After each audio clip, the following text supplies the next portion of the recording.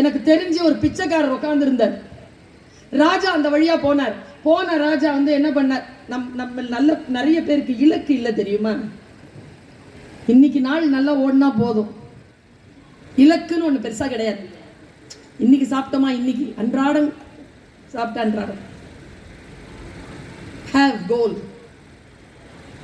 அதுக்காக திட்டமிடு, தொட்டுவிடு. அதை திட்டமிட்டு தொடுவதற்காகத்தான் வாழ்க்கை உங்களுக்கு நேரத்தை தந்திருக்கிறது. இதை எப்படி வடிவமைக்கிறது, இலக்கை எப்படி உயர்வா வச்சுக்கிறது? சின்ன விஷயங்களுக்கு ரொம்ப கவனம் செலுத்தாதீங்க. ஒரு ரொம்ப ஆழமான ஒரு விஷயத்தை சொல்லிட்டு போறேன். கிளாரான ஒரு அம்மா, நான் பிச்சைக்காரனை பத்தி வர மறுபடியும். கிளாரான ஒரு அம்மா 97 வயசுல இறந்து போனாங்க.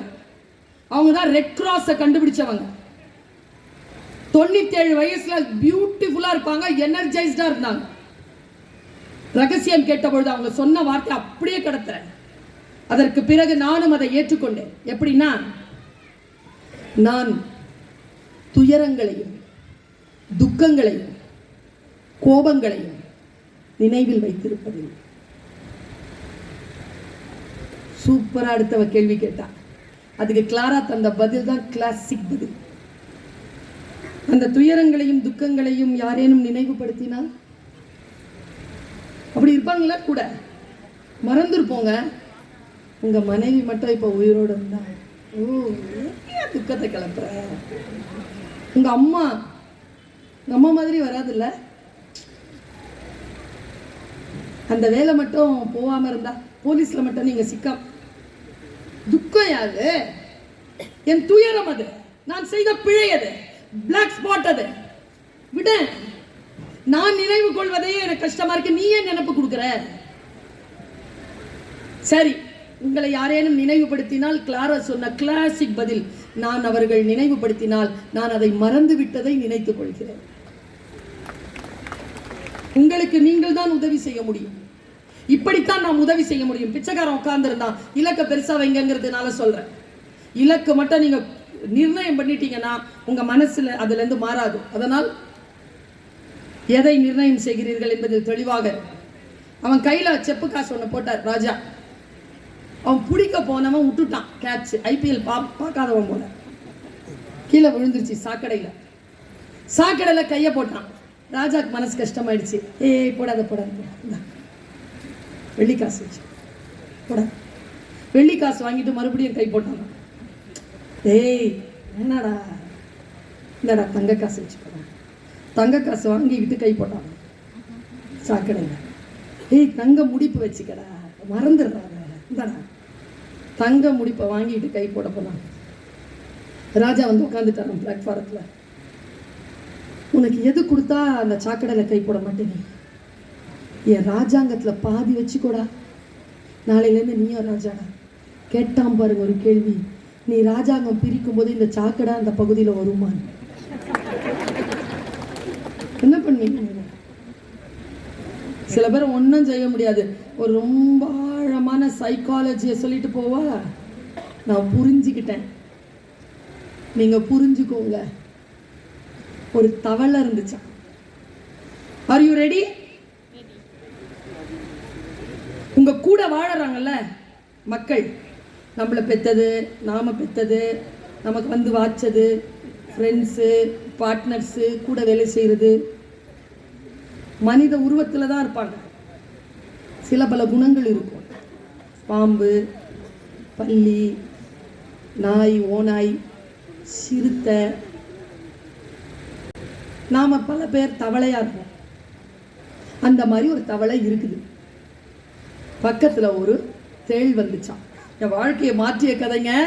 கதைகள் முக்கியமே இல்லை, கதைகள் ஏன் சொல்லப்படுகின்றன என்பது முக்கியம். ஏன் இந்த கதையை சொல்லிட்டு போனா பஞ்சதந்திரத்துல? சொல்லாம கூட போயிருக்கலாம்ல. அவன் என் மூத்தோன் சொன்னது. தவளை இருந்துச்சான். அந்த தவளை கிட்ட ஒரு தேள் வந்துச்சான்.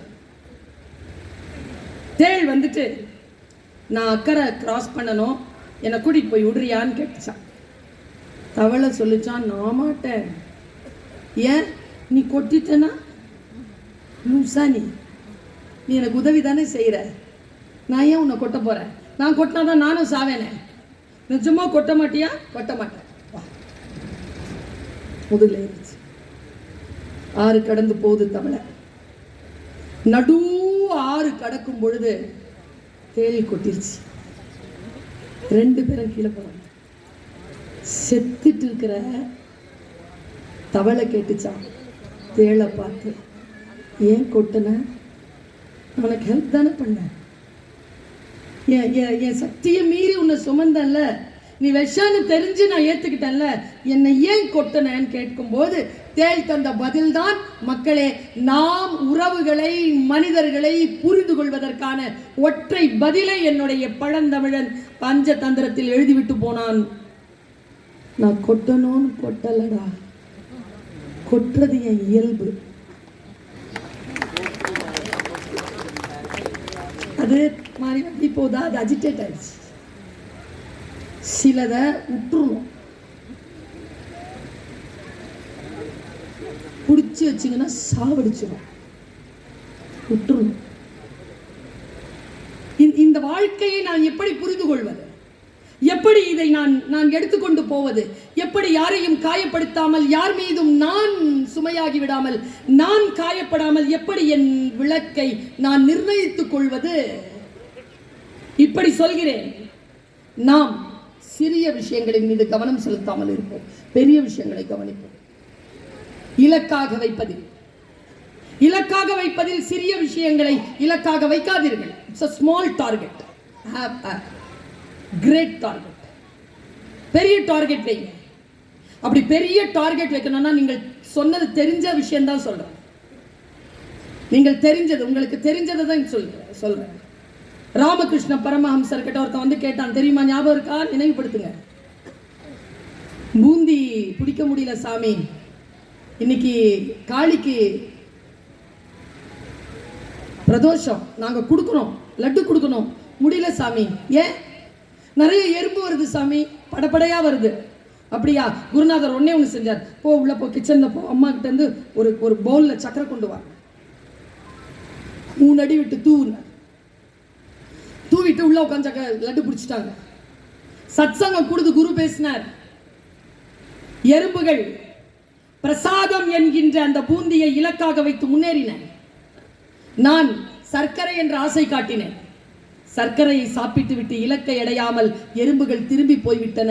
பக்தர்களே, நீங்களும் அப்படி இருந்து விடாதீர்கள் என்று சொன்னார். பல நேரங்களில் நாம் ஆசைக்கு பலியாகிறோம், இலக்கை அடைய விடாமல் நம்மை ஒரு விஷயம் தடுத்து விடுகிறது. நான் சொல்லட்டுமா, பாதை தனித்த பாதைங்க, அதுல யாரும் கிடையாது. நம்ம பாதை நாம தான் நிர்ணயிக்கணும். நம்ம பாதை தனியா தான் இருக்கு. தனியான பாதையை நான் எப்படி கடப்பது? கொஞ்சம் சுலபம் இல்லதான், ஆனால் கடக்கலாம். எனக்கு தெரிஞ்சு கூட்டு சேர்த்துக்காம கடக்கிற பாதையை போல ஒரு இனிமையான அரிமா நோக்கு ஒரு மனிதனுக்கு கிடைக்கவே கிடைக்காது.